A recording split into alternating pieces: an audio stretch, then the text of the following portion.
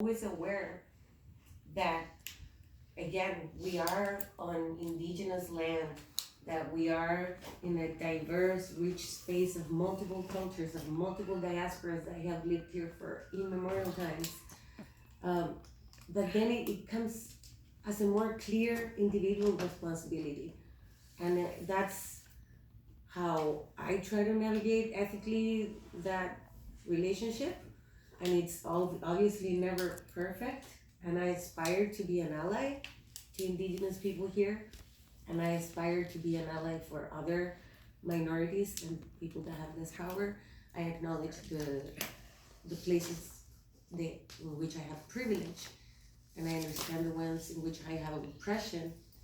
And I think that I disagree a little bit with Sneha about the idea that art is where we find kind of just like peace, because for my experience with art and culture is more that it's spaces where I've actually found critical thinking, challenge to ideas of what's normal in society, to imagine better futures, to to have an alternative to what's being given to us, to imagine other worlds.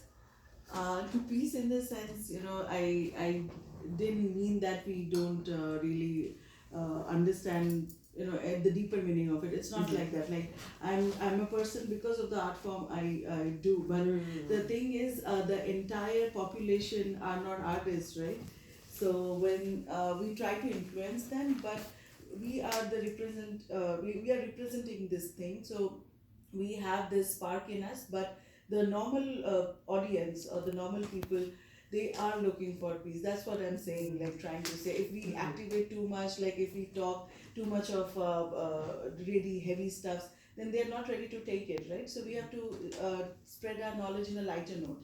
That's what I wanted to say. And even with Bollywood and Indian cinema, they just spread this knowledge of birth control or building toilets in the country, because there are no toilets for women. So they do it in a way of a romantic comedy. Like there's a very famous movie called Toilet. So that was a romantic comedy, right? And they try to spread this hard message through that romantic comedy. That's when people come up to theaters and watch it.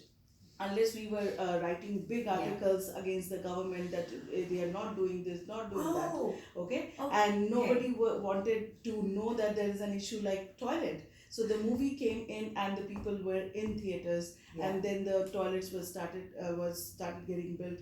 So this is the power of art. Okay, I understand. I think I understand what you were saying now, which I agree, which is that our artistic, That's what I meant to say, actually. our artistic and cultural practice has to be joyful. Yes. In the same way that I think our political practice has to be joyful, right? Because Exactly. it has Exactly. to. Yeah. It's not. I honestly, I don't see It that has separate. to reach the common people.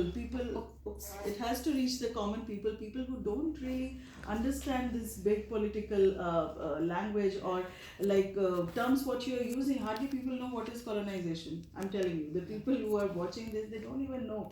So getting things in a lighter note, layman language, and people popular terms, that's when the right message will reach people, and in a peaceful way and in a joyful way, maybe.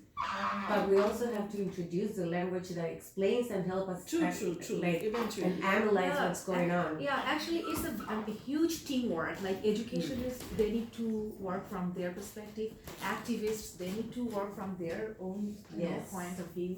And also artists and organizers. Can you understand how massive work it is to create the change?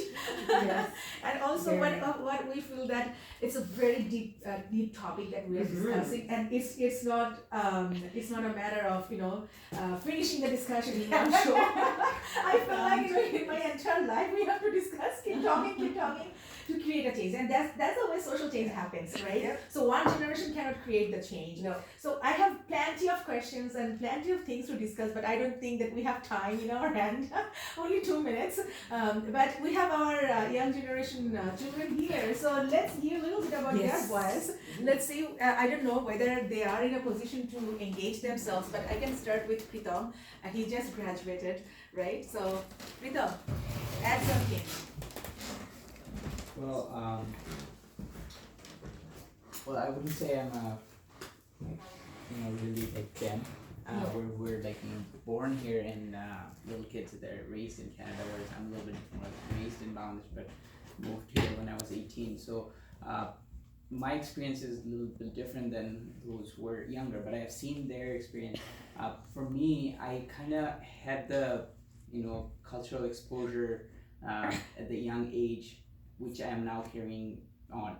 But for the younger generation, it's different. They don't have the same kind of exposure, and obviously because of they're in a different country. And I think as immigrants, we kind of more like what Manuela mentioned in the discussion earlier, like we're invited to come and assimilate, and I think we kind of we have accepted that.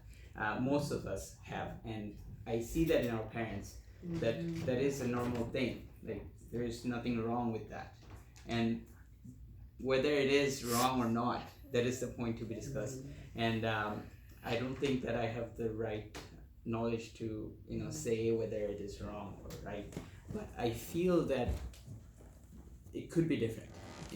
It could be different where it's not so much of just forgetting yourself, and I see changes which are actually encouraging that, and which are very good.